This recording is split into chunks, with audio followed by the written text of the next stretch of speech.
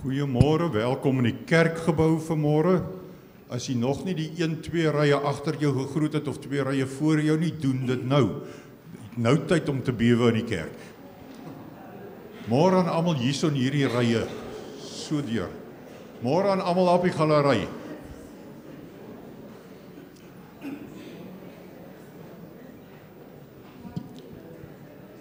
Ons gaan so 6, 7, 8 liedere sing van hulle, gaan ons skiep, want ons ken dit self nog nie lekker nie. Die eerste lied wat ons gaan sing is lied 376. Hy het net een versie. Nee, wat gaan nou hier aan? Heinrich het my skyfies beet gehad. 376. Dit is 'n lied wat volgende Sondag aand in die kerssangdiens gesing gaan word, en die orluste en die koorleidster het gevoel, die koor ken dit nie, daarom ken die gemeente dit ook nie. So ons oefen dit vanmôre, dis vanmôre Advent Sondag 0. Eintlik is daar net 4, maar ons het hierdie jaar 5. So ons gaan die eerste, of die enigste vers eers ons probeer sing, en dan sing u saam. So die klawer oomie vanmôre, Rika kuier saam met haar kleinkind uit Amerika uit, so 10 is het weggeloop van die saal af. So ons het nou nie 'n klawer tannie nie, maar 'n klawer oom hier. So jy moet maar mooi luister, hy maak soms vreeslike draaie in sy begeleiding.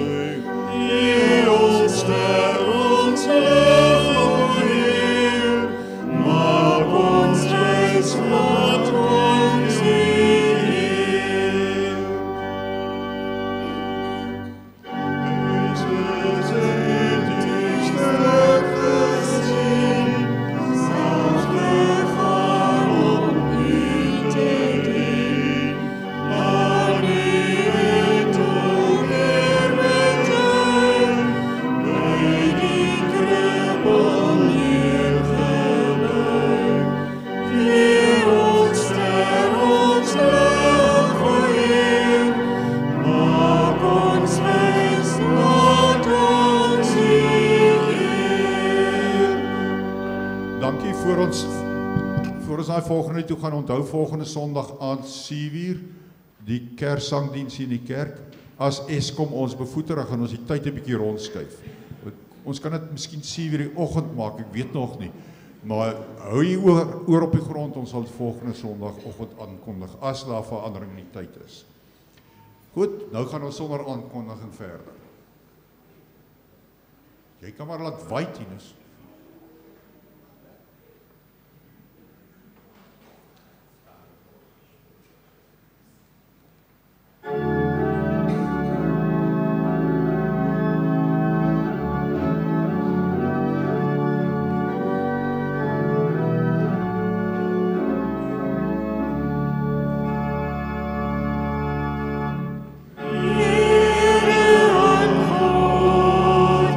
Ere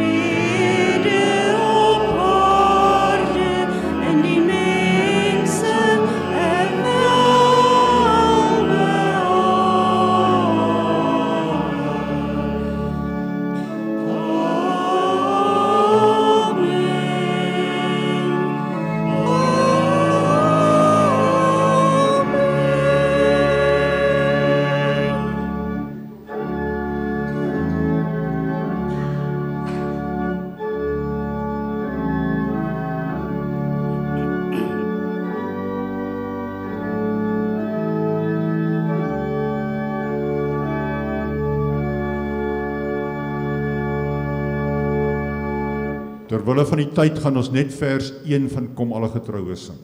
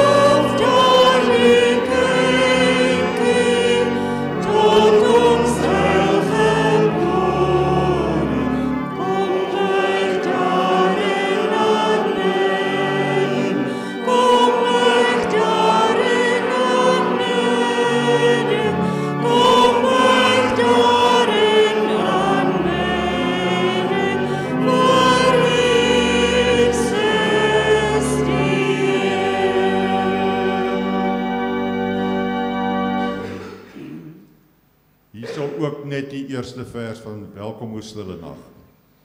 Sal volgende week al drie sing.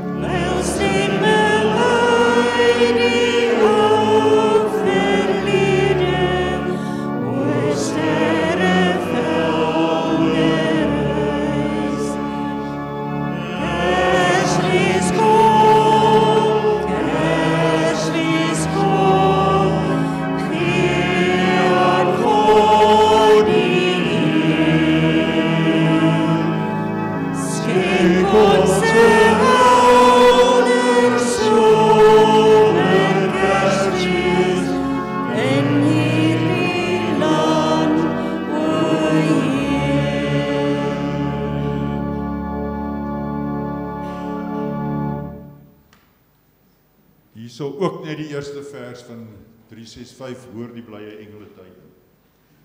Engelelied. Dis tieners wat so baie verse opgesit. Sê weer? Wil jy twee verse sing? Ons sal een sing, jy kan die tweede een sing. Net 365 net die eerste vers.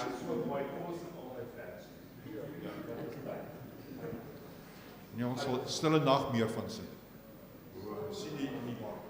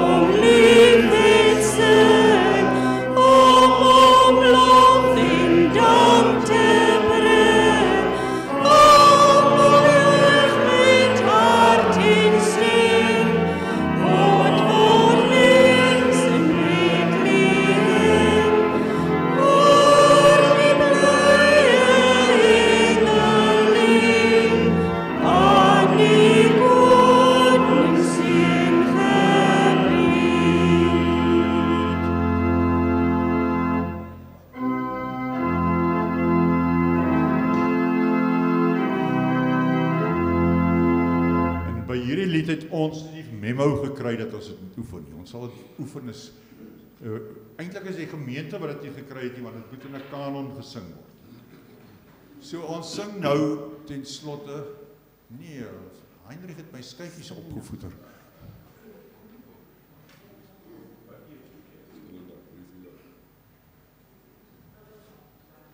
Sê. Stille nag, kom ons staan as ons dit sing en luister mooi tussen die tweede en derde vers en Tinus iets fancy aanvang met die orgel, maar jy kan nie die derde vers sing op dieselfde wyse as die tweede vers. Ergens gaan iets op of af of wat ook al ek weet. Kom ons staan en sing die 348 as slotvoorsang.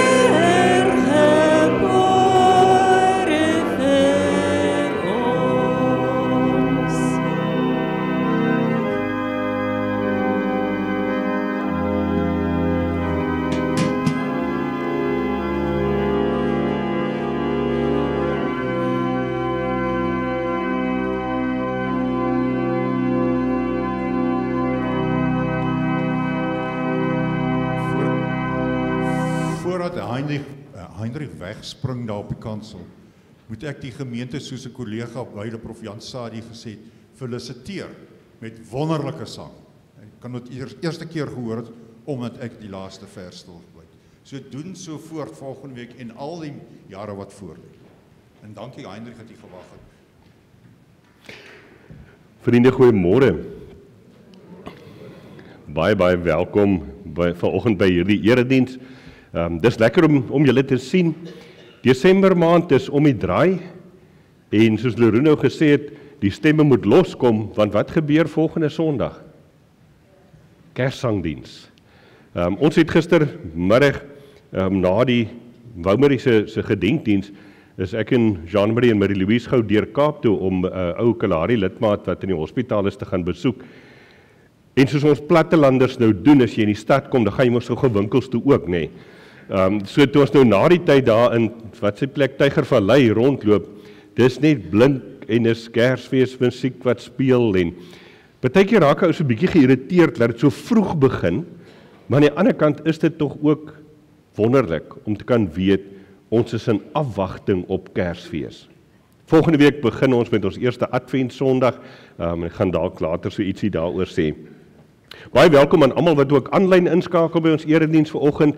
Spesiaal ook ons lidmate daar van Kogelbark en Jerrymet. Mag dit ook vir julle 'n seën wees om vandag so hier deel van ons gemeente te wees. Vriende, so 'n paar aankondigings wat ek net wil uitlig. Julle het die blaadjie, die kerkklok by die deur gekry.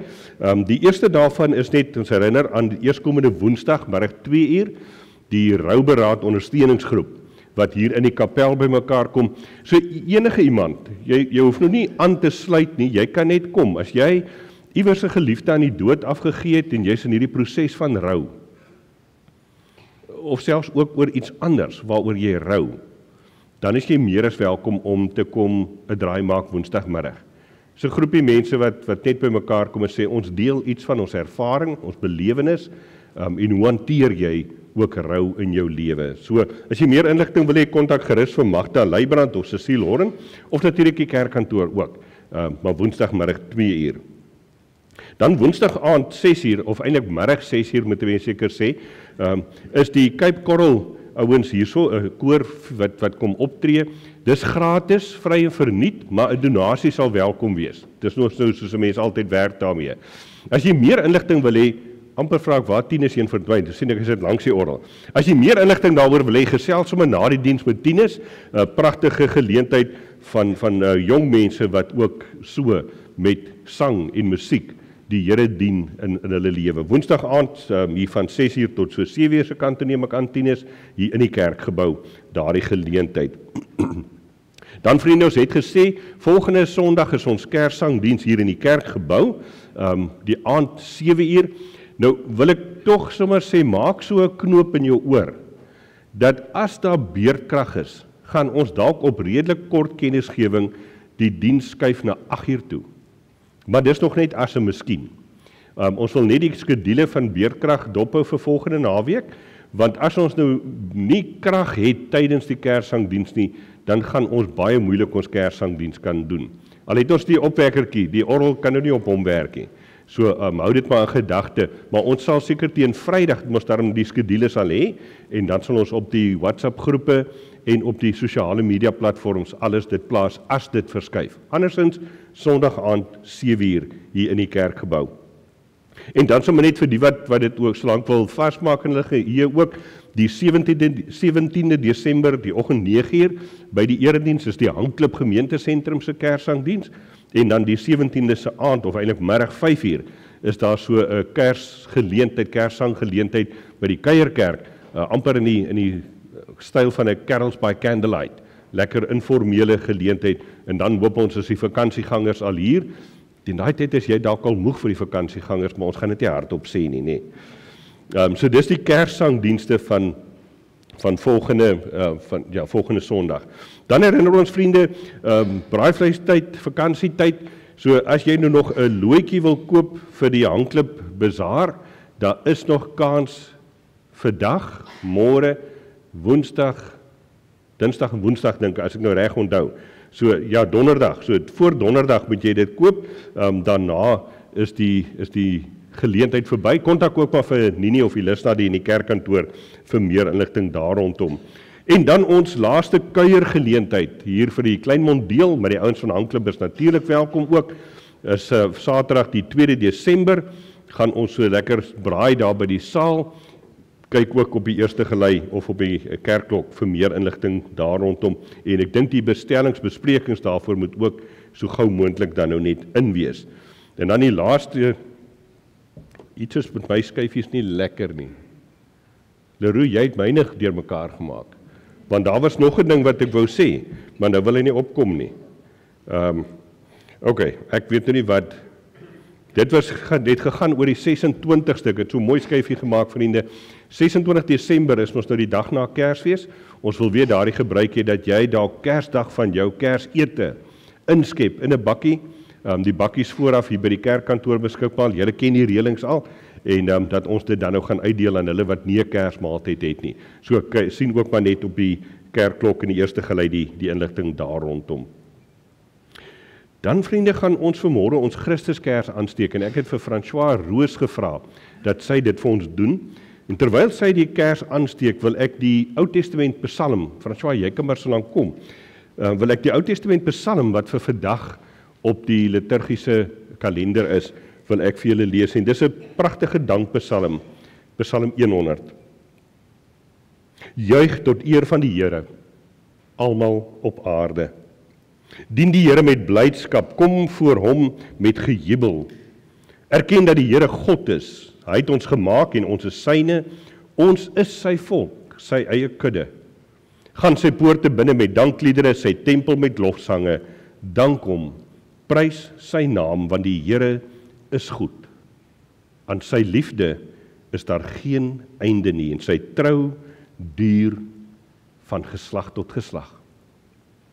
As ek en jy vandag na hierdie kersie kyk wat brand, en as ons hier saam is as gelowiges voor die drie-enige God, Vader, Seun en Heilige Gees, dan kan ons vir mekaar ook sê, vriende, ons is in sy teenwoordigheid.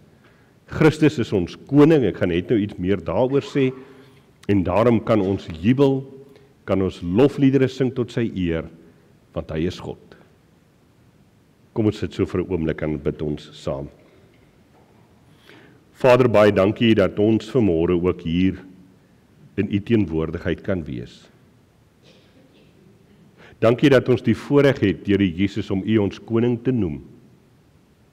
En dat ons weet dat die Heilige Gees ook nou binne ons is, om ons ook te help om voor u te verskyn, u woord te hoor, daaroor te dink en te gaan leef as u kinders. Ons eer u en ons aanbid u. Amen. Vriende, mag daar ook vir julle genade en vrede wees deur julle kennis van God die Vader, van die Here Jesus Christus en dit natuurlik deur die werk van sy Heilige Gees wat in ons is. Amen. Ons gaan saam sing Vonklied 277. Daarvan, julle ken die bekende lied, U is die lig wat deur die donker skyn, U is die een wat duister laat verdwyn. Kom ons staan, dan sing ons dit hartlik saam. Het jy dit nie voorberei nie? Ons gaan nou vir tieners wys hoe ons dit doen. Ken jy dit? OK. Ek het vir, ja, maak nie saak nie. Kom, ons gaan kyk. Kom ons staan, en dan, as tieners nou nie lekker speel nie, dan sing ons vir hom. So, is dit reg so? Tieners?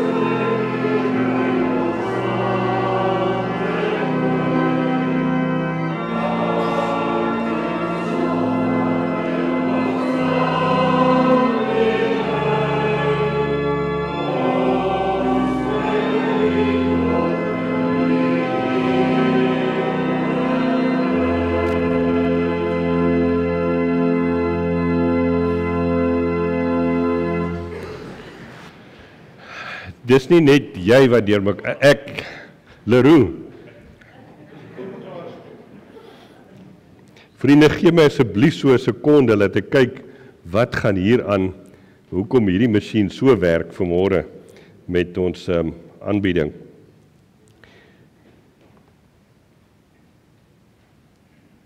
Dat ek net daar by my stokkie kom, en hopelik kan ons dit regstel.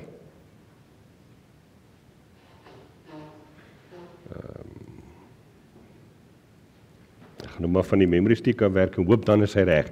Ek vra regtig verskoning daarvoor, julle is nie weet hoe sweet ek nou en kry ek warm nie, want dit is vir my baie sleg as sulke goed gebeur.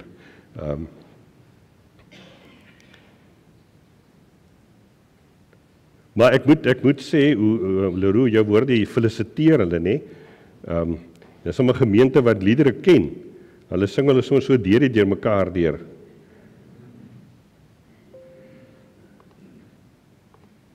Goed, ek hoop ons is nou daarom op 'n beter plek. Ons sal sien of dit so gaan wees. Ek wil vra dat ons belydenis van geloof doen. En ons gaan dit vanmôre doen omdat vandag is die laaste Sondag van die kerklike jaar. Weet ons nou, het finansiële ouens werk van Maart tot Februarie. So hulle koppe werk nie altyd lekker nie.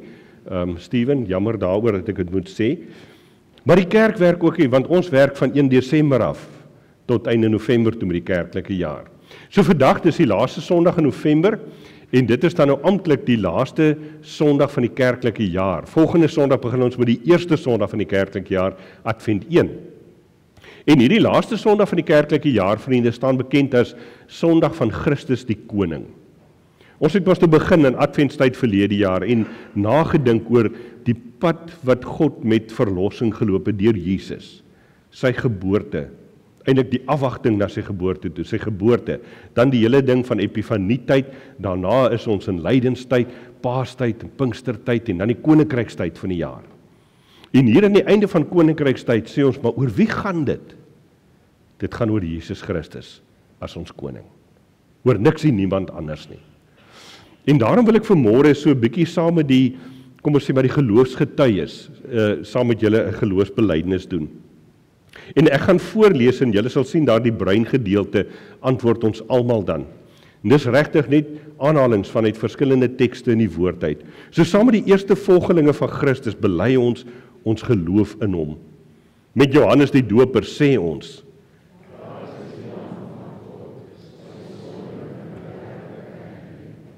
en met Andreas, met Nathaniel,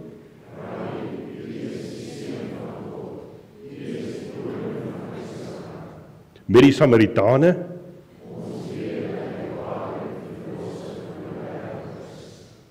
met Simon Petrus,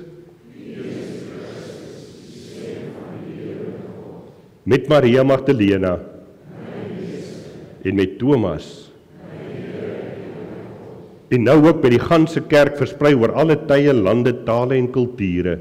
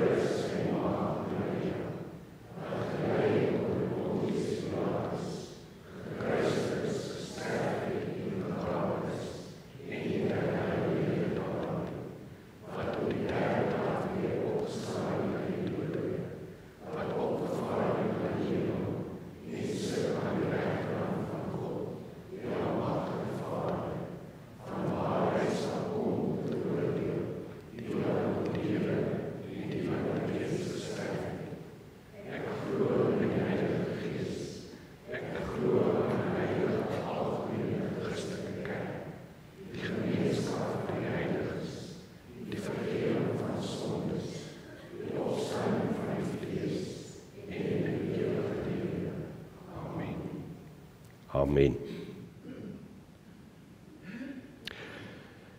Dis 'n skapie ding. Wie van julle het toe julle dalk hierdie prentjie die week gesien het op die WhatsApp groep of op Facebook waar ook al gewonder nou waaroor gaan dit? Sê gou vanaand, wie het gewonder? Die Psalm so 2 of 3. Ons kom nou as kollegas op 'n maandagooggend by mekaar. En dan gesels ons oor die teks waaroor ons die volgende Sondag preek. En afgelope maandag toe ons by mekaar sit hier in die kapel, vertel Dominee Hen, Teens Hen, 'n storie. Hy sê in hulle gesin is daar, ek dink is Susie se suster, wat regtig nou een van daai mense is wat met haar hele hart net Christendom uitleef. Wat net daar waar iets gedoen kan word, dan doen sy dit. En so sê Teens, kom hulle by geleentheid by die sussie, ek dink in die Parel, en hulle moet so half amper bo oor die kredeniersware sakke wat by die voordeur staan, val om in te kom. En hulle sê, maar wat is dit? En toe sê een van die ander familielede, jong, dis mos 'n skapie ding. Want sy glo dat waar sy 'n verskil kan maak, sy gaan koop kredeniersware en sit dit sommer so op die astrom neer, dat die ouens wat die vuilgoed kom wegry, dat hulle dan kos het om te eet. Na aanleiding van ons teks wat ons gaan lees, weet, die skape, die bokke en die skape doen dit wat die Here van ons vra. Sorg vir hulle wat nie vir hulle self kan sorg nie. So dis 'n skapie ding. En dit het my nogal baie laat dink, vriende, die week, aan hoe leef ons dan nou so skapies? Kyk, ons het ons baie keer negatiewe konnotasies aan 'n skaap. Hulle kan maar dwars wees, en hulle is baie keer ook nie die slimste diere wat daar is nie, vermoed ek.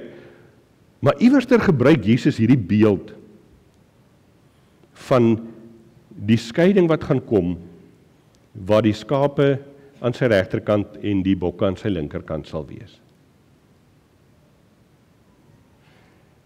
As ons vanmôre saam gesels oor dis 'n skapie ding, dan wil ek vir jou vra, is jy 'n skapie? Teens vertel die tweede stukkie mooi storieetjie wat vir my eintlik ook iets sou van deel, en ek gaan net nou meer praat daaroor ook. Hy sê as hulle nou hier stad se kant toe ry, daar by Peregrine, die padstal verby, dan draai sy motor outomaties links. Hy sê hy het al probeer keer, maar dit gebeur net. Hy draai daarin, want hy is redelik versot op mosbolle. Nou, ek het nog nie mosbolle geëet daar nie, so dit lyk my daar kort iets in my opvoeding. Maar Teens sê, dan sit hulle nou daai mosbolle in so 'n kardoesakkie, en hoe verder jy ry, hoe meer begin die vetterigheid van die mosbolle, die olierigheid, begin so deur die kardoesak slaan. En dis ook iets van hierdie beeld, nê, hoe meer ons voor Christus, ons koning, staan, hoe meer ons besef wie die Here Jesus regtig is, hoe meer begin die goeie werke wat hy wil hê eintlik deurslaan in ons lewe. So hou hierdie twee gedagtes, vriende, so bietjie in die agterkop as ons vanmôre dan ook na hierdie teks uit Matteus 25 gaan kyk. Julle kan so lank blaai, ek het die teks ook op die bord, Matteus 25 vers 31 en tot 46 gaan ons saam lees, maar voordat ons dit doen, kom ons bid eers saam. Here, baie dankie dat ons vanmôre ook hier kan wees en dat ons Vader die woord kan oopmaak, dat ons daarin kan lees en eintlik hier aan die einde van die kerkjaar, Here Jesus, dat ons voor U kan buig en aan U die eer bring, want U is ons koning. Ons sê dit en ons bely dit, en soms wys ons lewens dit nie noodwendig nie, Vader, maar ons wil regtig kom erken, dat ons van U afhanklik is vir alles, wat ons is en wat ons het. En as ons dan nadink oor hoe U vir ons sorg en hoe U ons koning is, Here Jesus, dan wil ons ook vanmôre vra, maar wat beteken dit vir ons en vir ons lewens in U koninkryk? Mag U daarom, Heilige Gees, U woord oopmaak en ook vir ons dit aanraak in ons harte, sodat ons kan gaan leef, soos wat U vra dat ons dit moet doen. Ons bid dit in U naam. Amen. Vriende, Matteus 25 vers 31 tot 46, so 'n bietjie langerige gedeelte, maar julle ken mos nou die gedeelte, né? Jesus as aan die woord, dis nou die laaste van die sogenaamde profetiese redes, en anders as in die ander, gebruik ek klomp gelykenisse eintlik, vertellings. Hier is dit bietjie anders. Die gelykenis, die vertelling, die metafoor kom in rondom die skape en die bokke. Maar Jesus begin en sê, wanneer die Seun van die mens in sy heerlikheid kom, en al die engele saam met hom, sal hy op sy glansryke troon gaan sit. Al die nasies sal voor hom bijeengebring word, en hy sal hulle van mekaar skei soos 'n herder die skape van die bokke skei. Die skape sal hy aan sy regterhand laat staan en die bokke aan sy linkerhand. Dan sal die koning vir die aan sy regterhand sê, julle geseëndes van my Vader, kom, beerf die koninkryk wat vir julle gereed gemaak is, van die grondlegging van die wêreld af. Want ek was honger en julle het vir my iets te ete gegee. Ek was dors en julle het vir my iets te drinke gegee. Ek was 'n vreemdeling en julle het my as 'n gas verwelkom. Ek was nakend en julle het my geklee. Ek was siek en julle het my versorg. Ek was in die tronk en julle het my besoek. Dan sal die regverdiges hom antwoord, Here, wanneer het ons u honger gesien en gevoed of dors en iets te drinke gegee? En wanneer het ons u as vreemdeling gesien en as gas verwelkom of nakend en u geklee? En wanneer het ons u siek of in die tronk gesien en u besoek? Maar die koning sal vir hulle sê, Amen, ek sê vir julle, wat julle ook al vir een van hierdie geringste broers van my gedoen het julle vir my gedoen. Dan sal hy vir die aan sy linkerhand sê, gaan weg van my of julle vervloekt is, in die ewige vuur wat gereed gemaak is vir die duiwel en sy engele. Want ek was honger en julle het my nie iets te ete gegee nie, dors en julle het my nie iets te drinke gegee nie. Ek was 'n vreemdeling en julle het my nie as gas verwelkom nie, nakend en julle het my nie geklee nie, siek en in die tronk en julle het my nie besoek nie. Dan sal hulle antwoord, Here, wanneer het ons u honger gesien of dors of as 'n vreemdeling of nakend of siek of in die tronk en u nie versorg nie? Dan sal hy antwoord, Amen, ek sê vir julle, wat julle vir een van hierdie geringstes nie gedoen het nie, het julle ook nie vir my gedoen nie. Hierdie mense sal weggaan na die ewige straf, maar die regverdiges na die ewige lewe. Dis die Afrikaans 2020 vertaling. Vriende, ons ken hierdie gedeelte. En as 'n mens dan nou hier op Sondag van Christus die koning bymekaar is en sê, wat beteken dit vir ons dat ons hoor hier uit die Here Jesus se woord uit dat daar 'n tyd gaan kom waar al die nasies voor hom gaan staan, alle mense, en dat hy dan nou gaan skei, skape en bokke een kant en die ander aan die ander kant. Wat beteken dit vir ons? Ons dien die Here, ons dien 'n koning wat sy hart lê by hulle wat nie vir hulle self kan sorg nie. Hier skyfies is nog steeds deur mekaar. Verskoon daai asseblief, vriende. So, wat beteken dit vir ons om so te leef? Hier in die aanloop tot Kersfees wil 'n mens amper op 'n manier sê, al die welwillendheid wat daarmee gepaard gaan, weet, daar's maar so 'n atmosfeer rondom Kersfees, hierdie opbou. Mense wat normaalweg knor en moeilik is geseënde Kersfees en hoop jy het 'n mooi Kersseisoen. So daar's so ietsie anders in die omgewing en in die lig, wil 'n mens amper sê. En dan wil 'n mens vra, maar hoe koppel dit dan met Christus wat ons koning is? My en jou lewe van, kan ek sê, welwillendheid, ons goed wees verander, kom tog vanuit ons geloofsverhouding met Jesus Christus. Ek bedoel, Dirk is nie 'n mens wat verander omgee dood omdat hy 'n goeie mens is nie. Dirk, jy doen dit omdat die Here jou eintlik op daardie plek bring. So op die ou end is dit die rede waarom ons omgee en waarom ons uitreik, is omdat ons die Here Jesus herken as ons koning. En daarom wil ek so 'n bietjie weer na hierdie teks gaan kyk vanoggend. In die eerste momente in ons teks begin in vers 31 waar Jesus vertel van hierdie koninklike koms, waar hy saam met al sy engele, nou vriende, probeer vir jou 'n prentjie kry. Dit is onmoontlik, maar probeer vir jou 'n prentjie kry. Die Here Jesus kom met al sy engele en gaan sit op hierdie glorieryke troon, gereed om te oordeel. En dis interessant, as Jesus dan oor hierdie goed praat, dan sê hy eintlik, stel hy hierdie gebeure as 'n feitelike, as 'n ding wat klaar gebeur het, maar ons weet mos nou, dit kom nog.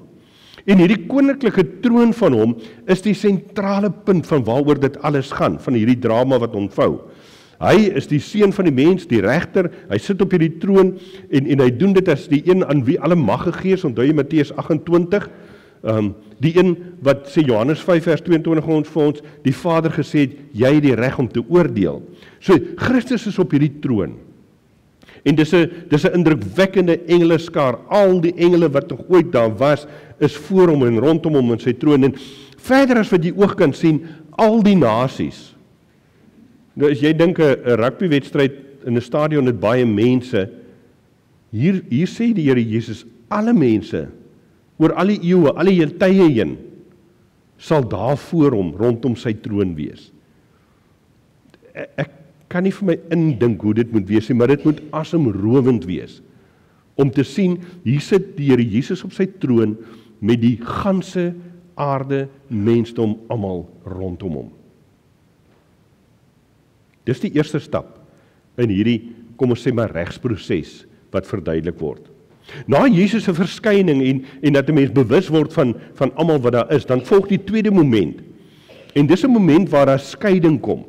Nou vir die skaapwagters in daardie tyd was dit bekend. Jy weet, skaap en bokke het maar so deurmekaar geloop in die veld, en as hulle nou laatmiddag vroeg aand by die krale kom, dan het die skaap en die bokke geskei. Een kant en die klamp aan die ander kant. En dis hierdie proses wat voorgestel word. Die skape skei Jesus en gaan na sy regterkant toe, en die bokke na sy linkerkant toe. Maar op hierdie punt verstaan mense nog nie regtig wat is die ingrypende wat hierdeur veronderstel word nie, wat gaan gebeur nie, wat is die gevolg daarvan nie. Dit word eers aan die einde uitgespel. Maar 'n mens kom agter dat hierdie skeiding op 'n manier plaasvind op grond van bo alle menslike verbintenisse.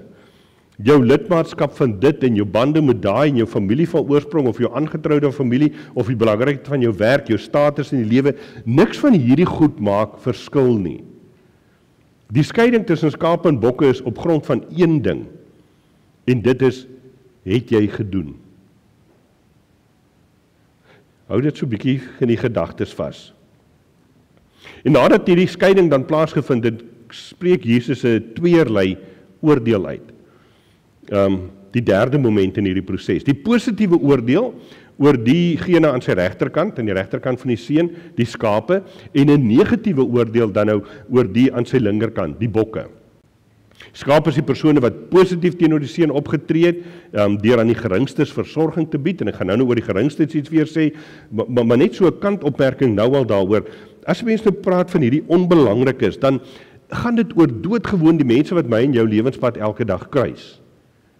Hulle wat nie in staat daartoe is om vir hulle self te sorg nie, maar aan die ander kant is dit ook hulle wat spesifiek volgelinge van Jesus was. So, dis in die eksegeters daar so 'n bietjie, wil hom sê, gesprek in die gang om te sê, dit is groter as net hulle wat nie vir hulle self kan sorg nie. Dit gaan ook oor mense wat terwille van die evangelie, terwille van die koninkryk, dan nou op die rand van die samelewing staan. Maar al twee hierdie groepe reageer verras op die uitspraak. Die skape kom met verbasing en sê, wanneer het ons dit gedoen? Daar vers 37 tot 39. En die bokke so amper met 'n stuk verbuistering sê, wanneer het ons dit nie gedoen nie? Kry jy daai prentjie van wat hier afspeel?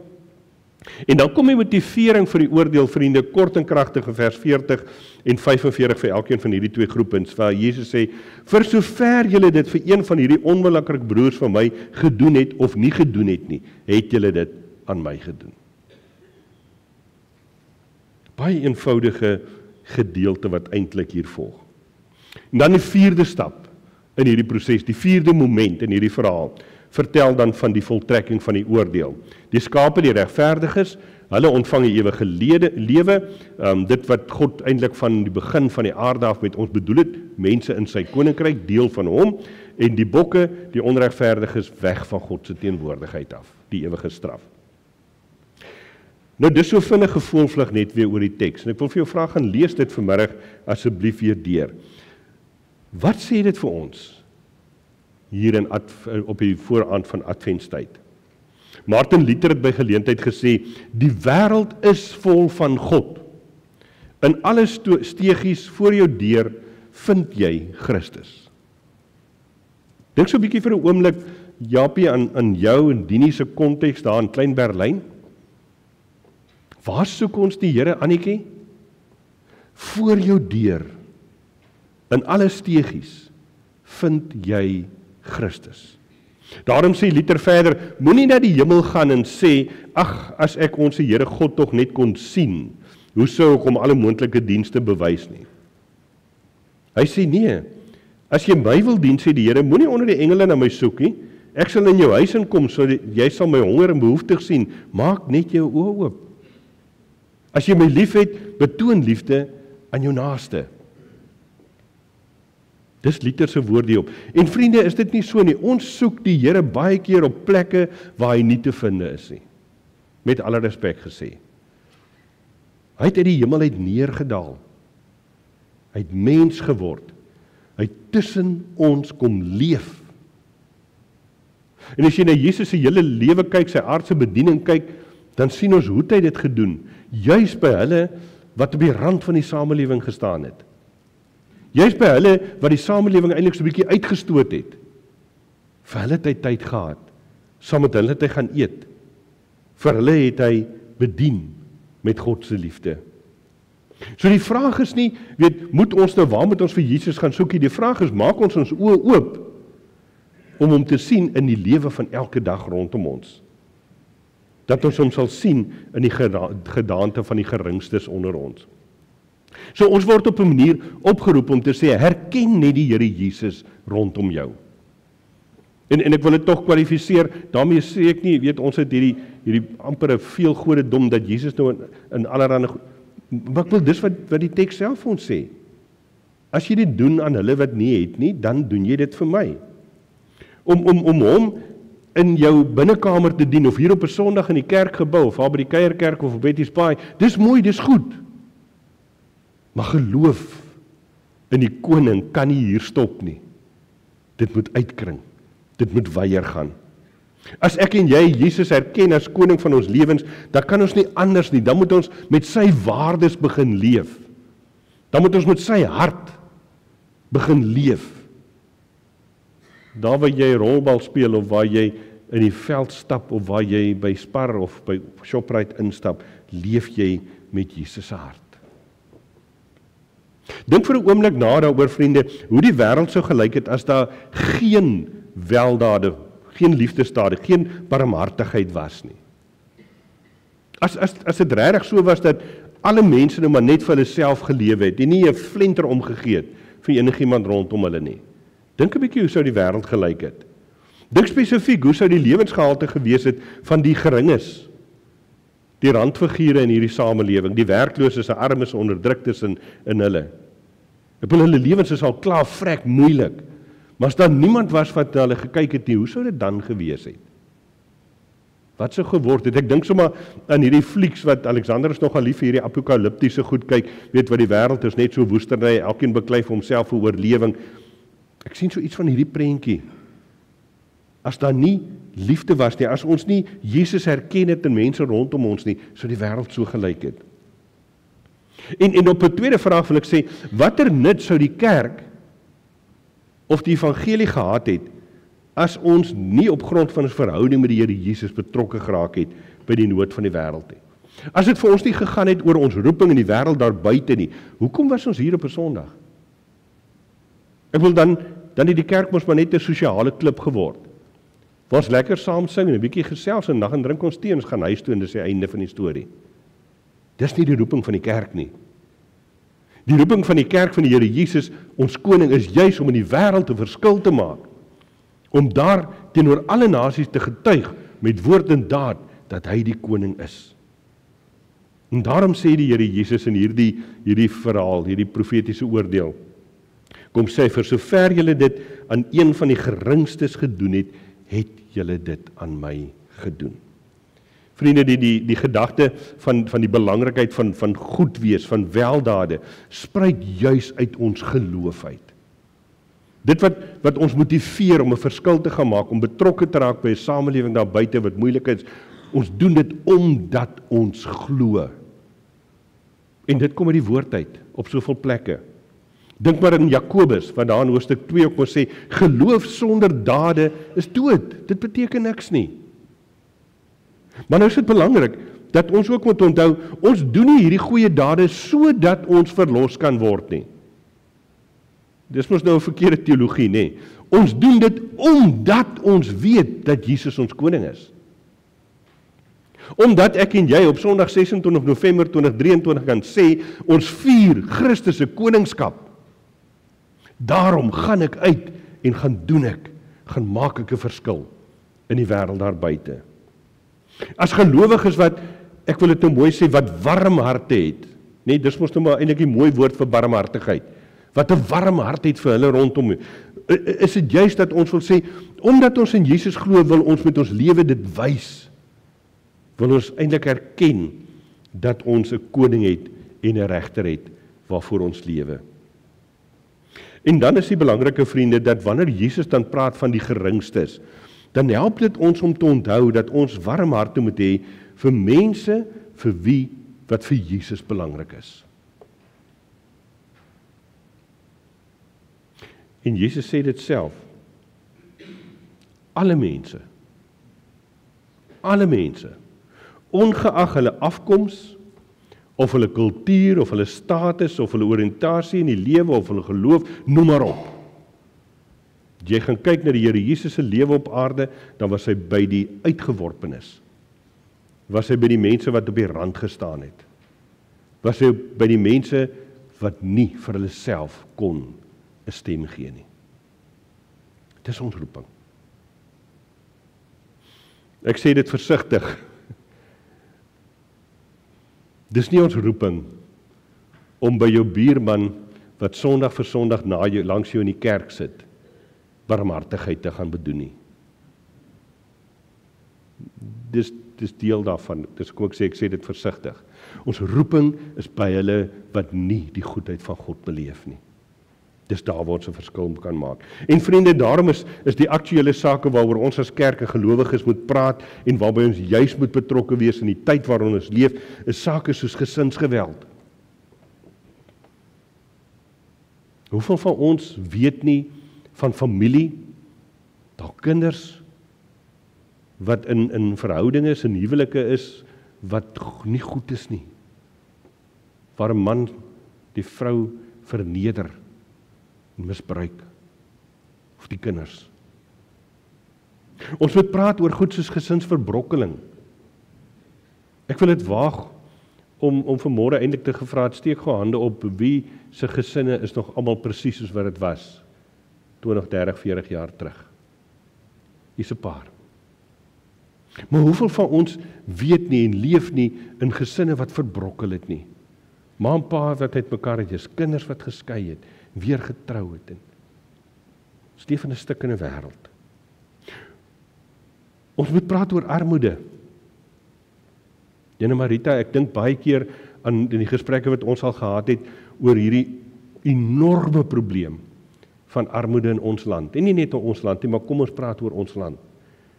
Wil jy dat 'n mens by tye eintlik saam met jou hande in jou hare wil sit en sê, waar begin ek? Dit is 'n realiteit waaroor ons as gelowiges moet praat, vriende. Werkloosheid. Ja, en ons kan praat oor, daar's 'n klomp mense wat nie wil werk nie, en jy weet al daai goed. Maar daar's baie mense wat wil werk. Nuus van ons gemeente, van ons mense se kinders wat wil werk, maar hulle kry nie werk nie. Wat maak ons as kerk daarmee? Oor ongeletterdheid, ek gaan nie verder praat nie, vriende. Die roeping van die kerk in die wêreld daar buite is so groot.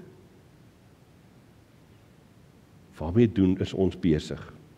Die lysie van behoewendes en noodlydendes, wil ek amper sê, is nimmer eindigend. En dan is die vraag vanmôre vanuit hierdie teks uit, dat ons as kerk en as gelowiges nooit aan warm harte sal ontbreek nie. Dat ons altyd hierdie oproep van die Here Jesus hoor om te sê, gaan, gee water, gaan gee kos, gaan gee klere, gaan besoek, gaan versorg. Dis wat hy graag vir ons wil hê. Miskien kan ek met 'n vraagie afsluit, of so amper afsluit. Wat gaan ons doen om so vernuwe te word in ons denke en ons gesindhede, dat ons doelgerig gaan soek na hierdie mense wat Jesus juis wil hê ons by moet wees? Miskien moet ons leer om anders te luister na die stem van die Heilige Gees, 'n openheid te hê. En vriende, hoor mooi as ek vanmôre dit vir julle sê, ek struggle met hierdie goed net so baie. Ek sukkel daarmee. Hoe reageer ons op die mense rondom ons? Ons moet warm harte hê. Omdat, dis vir my so mooi, in die Grieks, Chris, jy is maar slim met die Grieks, word dit in die indikatief gesê, né? Dis amper so, dis 'n feit.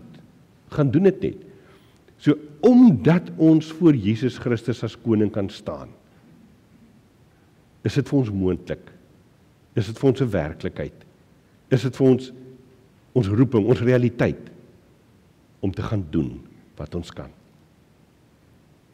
Die vraag, en daarmee wil ek afsluit vanmôre, vriende, is, as ek en jy, wat gelowiges is, wat sê ons herken die Here Jesus as ons koning, as ons ten spyte daarvan kies, om ons rug te draai, op hulle, wat ons nodig het.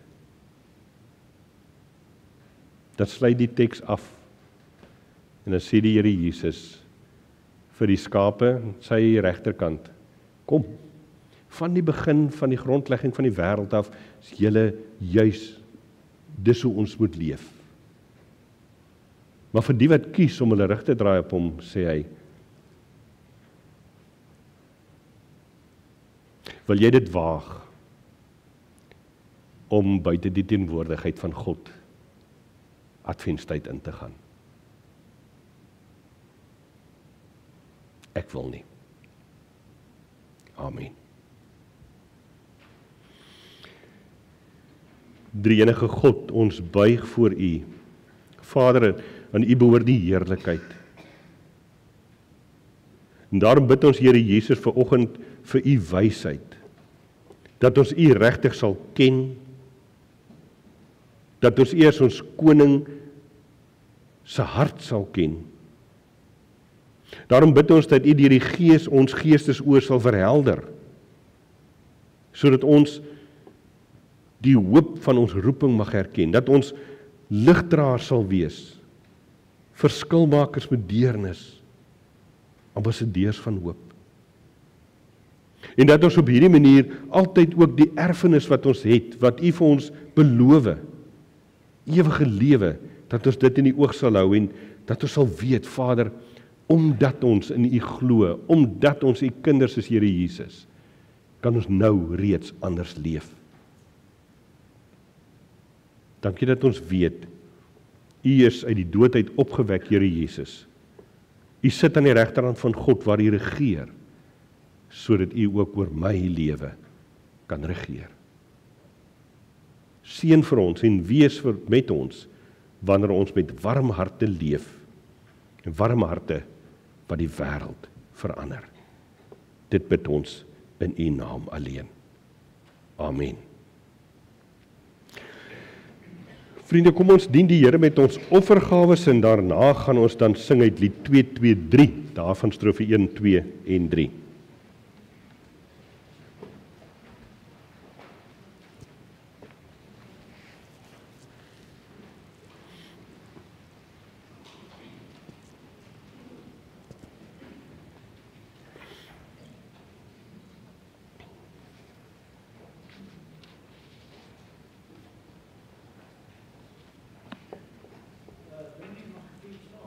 Oom Willie, welkom.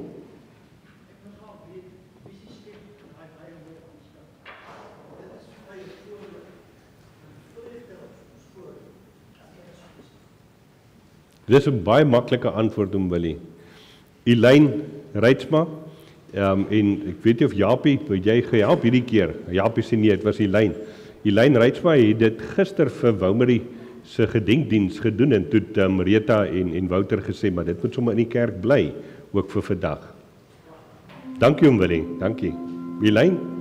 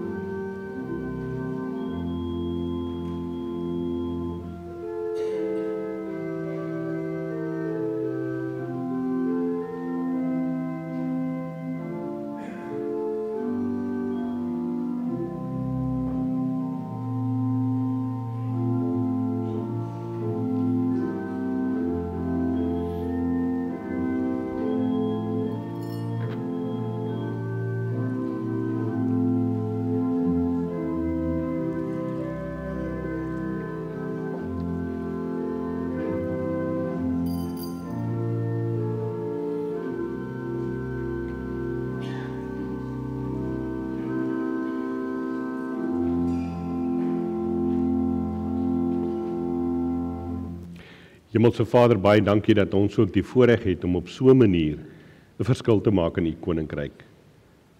Dankie dat U ons in staat stel om te gaan kos gee vir hulle wat honger is, en water vir hulle wat dors is, klere vir hulle wat kaal is, en hulle wat siek is of in die tronk is, dat ons hulle kan besoek. En as ons dan ook op hierdie manier ons offervaardigheid voor U kom neersit, dan is ons gebed, Here, dat U ook ons as kerkraad sal seën met die wysheid om hierdie gawes so te bestuur, dat U koninkryk inderdaad sigbaar word, ook in ons gemeenskap. Ons eer U daarvoor, en ons sê dankie, Here, dat ons in staat is om dit te kan doen. In Jesus se naam. Amen.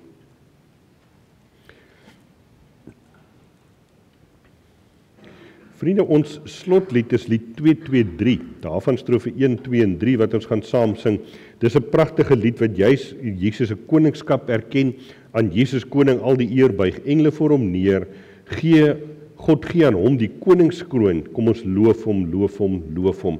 En dan ook die derde strofe veral wat sê, een sal verlos, dis almal saam, daar is ek nou, daar sê, een sal verlos, dis almal saam, ook saam met hom regeer. En is dit nie juist wat hierdie teks vir ons kom sê nie, dat wanneer Christus met sy koms kom, dan neem hy ons saam in sy triomftog eintlik, om op die ou end voor God te leef, in sy teenwoordigheid te leef, soos wat God dit oorspronklik bedoel het om te wees. Kom ons staan en sing ons lied 223, daarvan strofe 1, 2 en 3.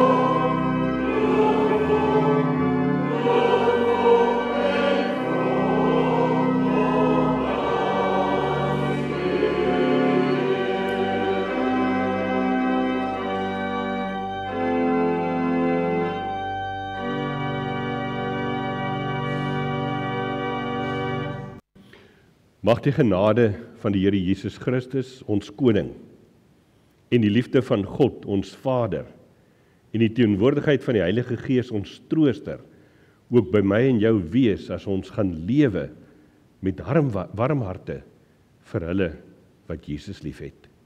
Amen.